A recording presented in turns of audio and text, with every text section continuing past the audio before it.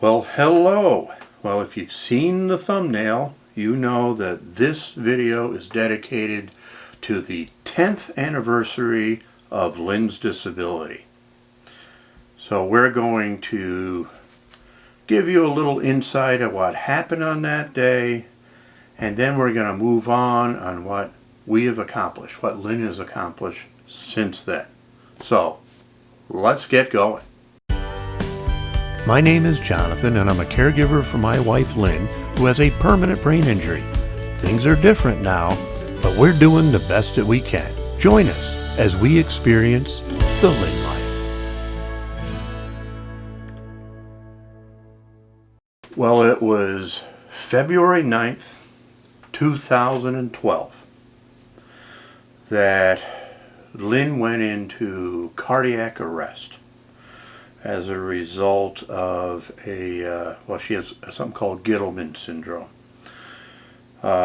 which means that she can't retain potassium or magnesium in her body. She wastes it.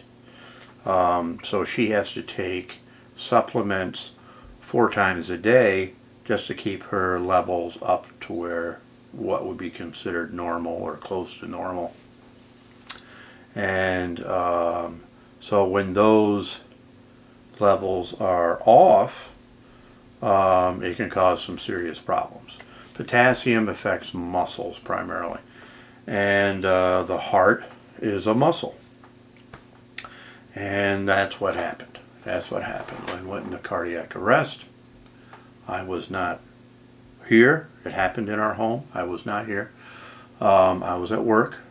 However, thankfully, our son Justin had just gotten home from school, and he was here when it started happening. He thought she was having a seizure, because that has happened before, and it hadn't quite happened yet, but he saw it developing, and he called me at work and said that Mom's not doing good, and that they want to know if I could come home and help. And I said I would. I'm going to come home. And before I could even get out of my office, he called me again and told me that he had already called 911 and that Mom was having a seizure. Turns out she was actually she was in cardiac arrest. And she had never gone through that before. So wasn't a good thing. Very bad. Lynne was giving a 10% chance of surviving. When we were in the emergency room, that's what the emergency room doctor came out and talked to me about. He actually asked me if I wanted them to continue trying to revive her. It was that bad. I told him that yes, I did, to continue. Thank God. Because Lynne did survive. Lynne did pull it off. And she's tough. Lynne is tough. She's she doesn't believe she is, but she is. She's very, very tough. And she's quite healthy today. As long as those potassium levels stay and the magnesium levels and everything stay where they should, Lynne is in very good health. We just had a doctor appointment. We have our doctor appointments together. I bundle them together so we see the same doctor, our primary physician anyways. And she's doing very well. I'm doing well too, by the way. I'm doing very well. So yeah, so I don't have any photographs of when Lynne was in the emergency room or when she was in intensive care. That was not, my mind wasn't there to document that. I didn't do that. But I do have pictures of her during recovery. I do have some of that, so we're going to go through some of that.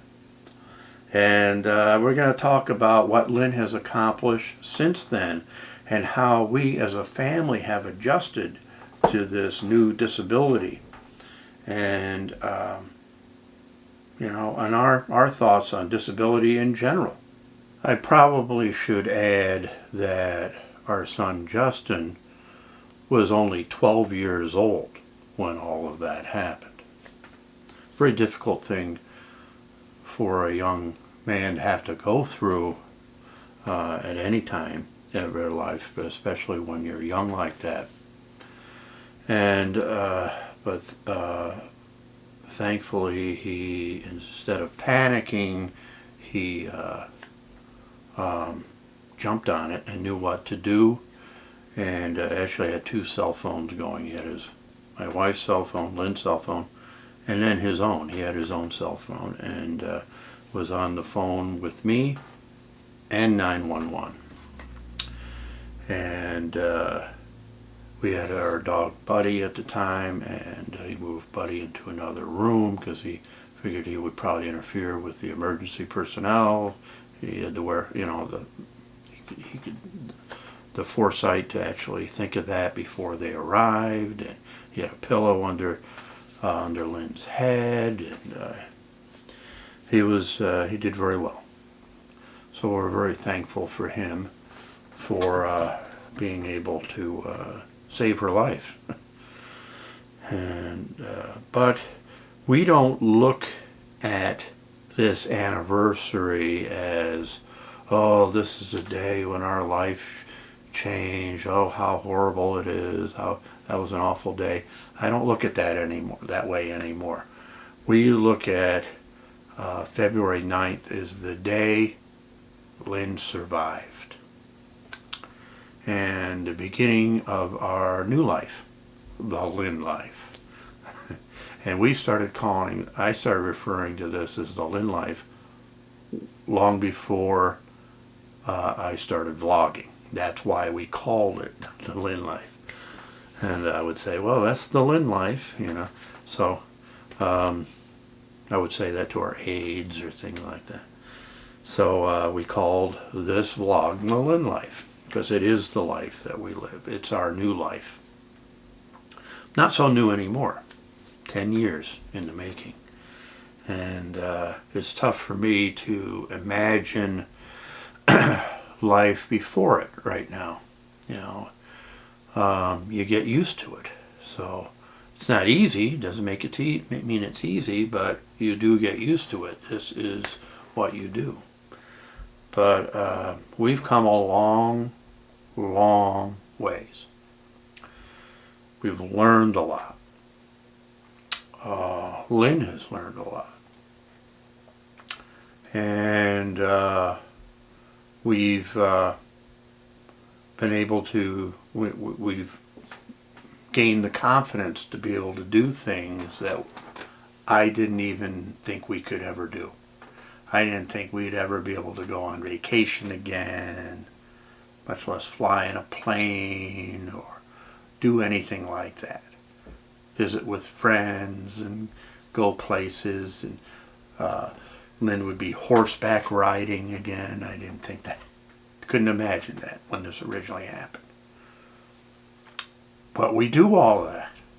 Lynne does all of that. She's fine with doing that. She wants to do things. The root farm came into our life. That was big.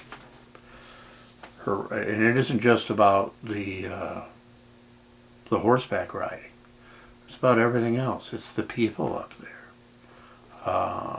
We're part of their family. And there are other animals and things like that up there that we enjoy. And we've done a lot of different things on the Lynne life that don't involve horseback riding at the root farm. Like she's helped with maple syrup and making honey and a lot of different things up there. So that's been terrific.